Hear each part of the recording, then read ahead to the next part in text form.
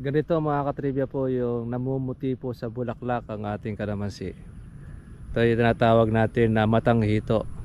Kapag ka po ganito mga katribya po yung inyong kalamansi ay kailangan na po ninyo itong maagapan na ng ating pong pag-i-spray.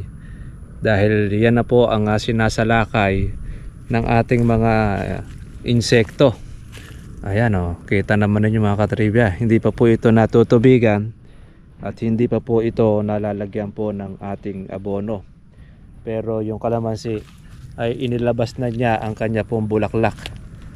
Ayan napakarami nito. Tsak mamumuti ito mga katriba po doon sa pagbubulaklak niya. Kaya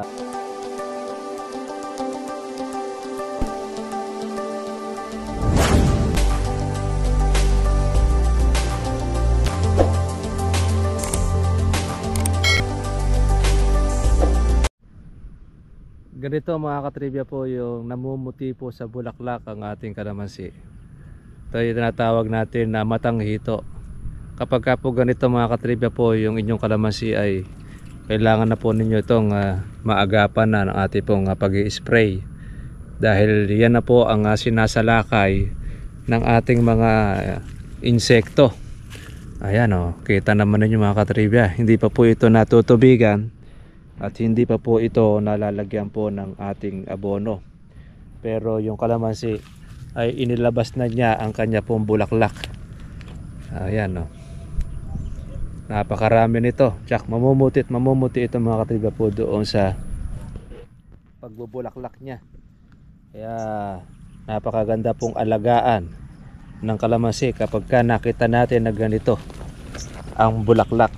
Masusulit ang iyong pagod, ang iyong pong hirap, lalo na kapag ito ay ating nilagyan ng ating pataba. Ngayon doon po sa ating mga katribya po nagtatanong kung halimbawa po ba na mayroong lumalabas sa bulaklak at maglalagay tayo ng abono ay makakalagas ba ng bulaklak. Kapag ka po ganito mga katribya po ang bulaklak po natin, hindi po siya makakalagas po ng bulaklak yung pong ating abonong ilalagay sa ating kalamansi. Hindi bagkos iyan ay kakapit pa, pampakapit yung bulaklak po natin, yung ating abono na inilalagay. Depende po doon sa klase ng abono inyo pong ilalagay. Dahil kapag po yung mga abono ninyo sumobra naman kayo ng tapang at lalo na ikabukahan mga katribya, yun medyo hindi po tayo naglalagay ng abono pagka po kabukahan ng ating kalamansi na bulaklak nya. Pag maliit ang bulaklak, ganito matang hito, pwede pa yung ganito mga katribya. Marami po tayong mga katribya pong gahulin. Wala po tayong spray na ginawa po dito, pero marami po siya ang nagtuloy yung ating pong bunga. Nakaka second apply po tayo rito ng ating organic insecticide at tinitingnan po natin po yung epekto nito sa ating pong kalamansi sa bawat bulaklak. Ngayon ay hindi pa po natin siya nakikita yung pong bawat mga buko o mga maliliit. Ito itong ating pong kana ito nabibili na. Kaya lang po ibang mga malalambot ay mapipisa na lang po sa red bag. Kaya di natin matiis na hindi po natin kunin. Iyo pong ating 30 years na kalamansi, ito gumraduate na, namatay na po siya.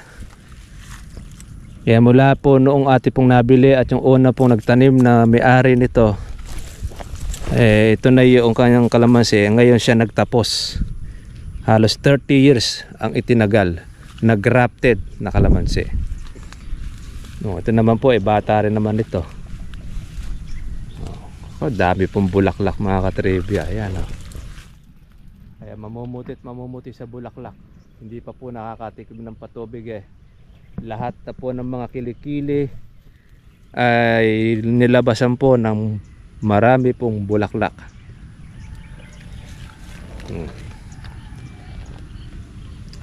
Lahat yan mga katribya hindi naman ay magtutuloy. Meron natong malalagas, merong mababawas, lalo na pagka hindi po tama po yung ating gamot na ginagamit. malalaglag yan, sisira. Kaya ang buhay po nung ating mga magkakalamansi ay nandun din po sa gamot na ating ginagamit.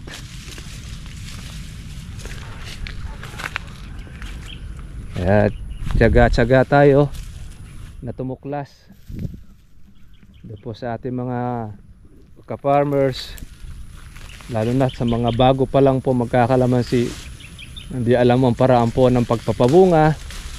Mutok lang po kayo sa ating pong vlog at matutulungan po namin kayo. Ang dami pong bulaklak, grabe nang inilabas. Wala pa po tayong patubig, ganito na siya. Yan, siguro ito nakatikim ito ng patubig noong ating kabila na unang nagtubig na po yung ating kapitbahay, kaya ang dami lumusot po ngayon na bulaklak.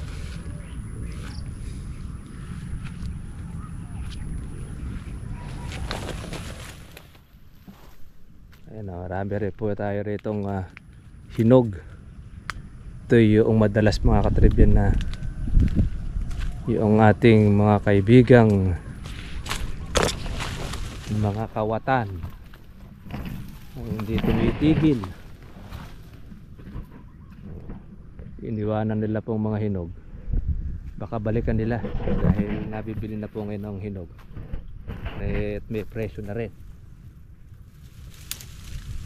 Wala na silang makukuhang berde, hinog na ang kanyang makukuha.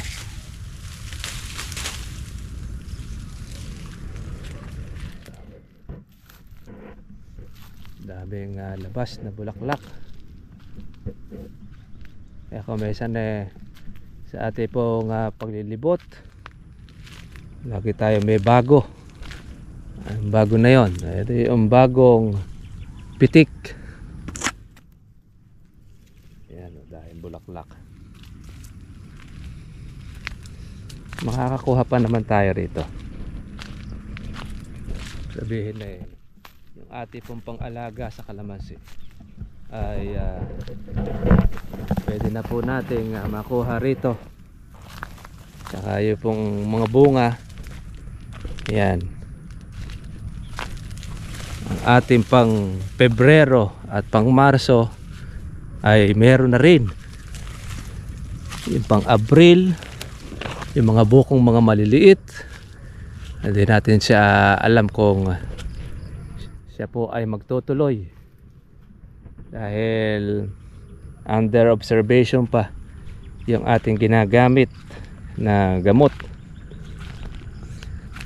Sa ngayon nakikita natin ay medyo okay po yung ating bulaklak, pero di pa natin alam po yung talagang resulta niya pagka lumaki-laki na po yung bunga, mga sinlaki na po ng gamais.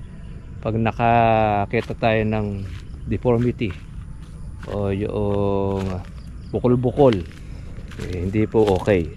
Pero pag nakita natin buo yung ating inaalagaan, effective yung ating ginagamit. Kaya medyo matagal-tagal pa ang ating pagtitesting ng ating ginagamit. Dahil hindi pa po nauubos po yung ating pinasample ni Sir Marvin. Meron pa po tayo pang karga.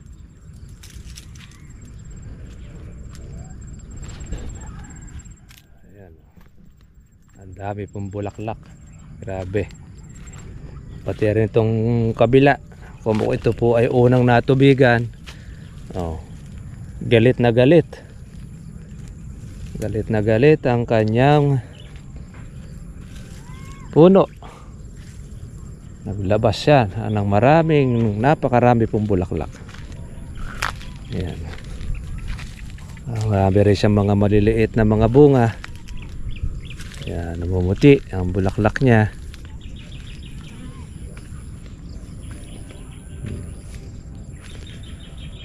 Kaya mamumuti ito mga katribya.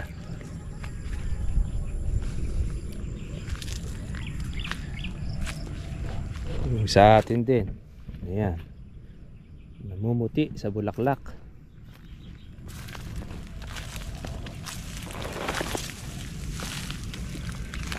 Kaya sulit ating pag-aalaga. Ito yung isa sa ito yung nagiging sakit ng kalamansi, ang pagdadagta. Ito yung matandang puno na rin kasi ito.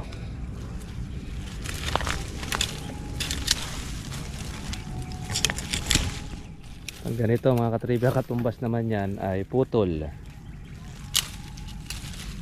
Ayan, dagta na yan. Puputulin natin siya. Sasagad na po natin dito. Wala lang tayong gulok. Ito.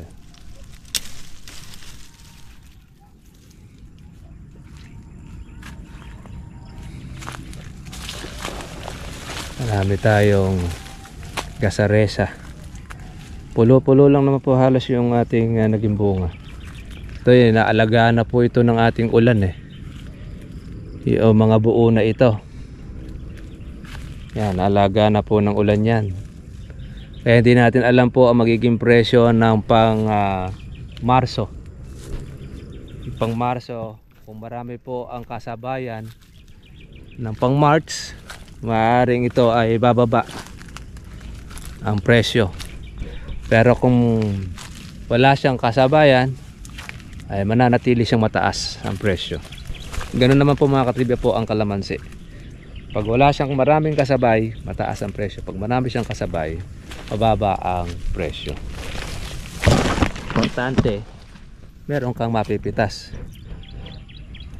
Meron kang inaasahan na makukuhang panggastos. Tubig na ito. Kaya bukas ati po siyang sasabog ang ating abono, yung ating organic, para mas lumaki po yung ating mga buko, nahabol pa sa nagiging maganda ang presyo ng kalamansi. Dahil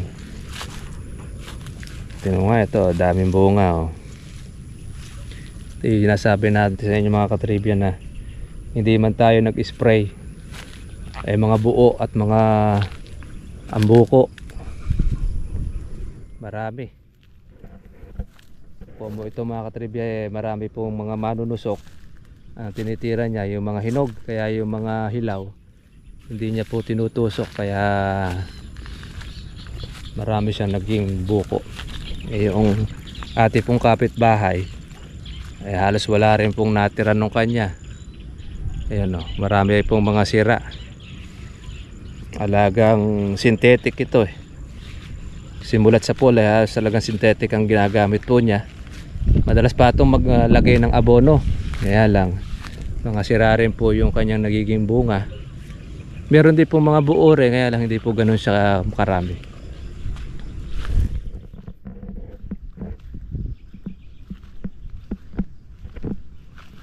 Sa atin naman, majority naman ang buo kaysa dun sa sira niya. Ayan, dumidilim na. Ayan, nakikita na po yung puti ng bulaklak, katribya. At saka yung ating hinog nakikita na, pero may pag-asa yung ating hinog dahil hinahanap na ngayon ng hinog. Wala na po sila ngayon makita dahil naubos na.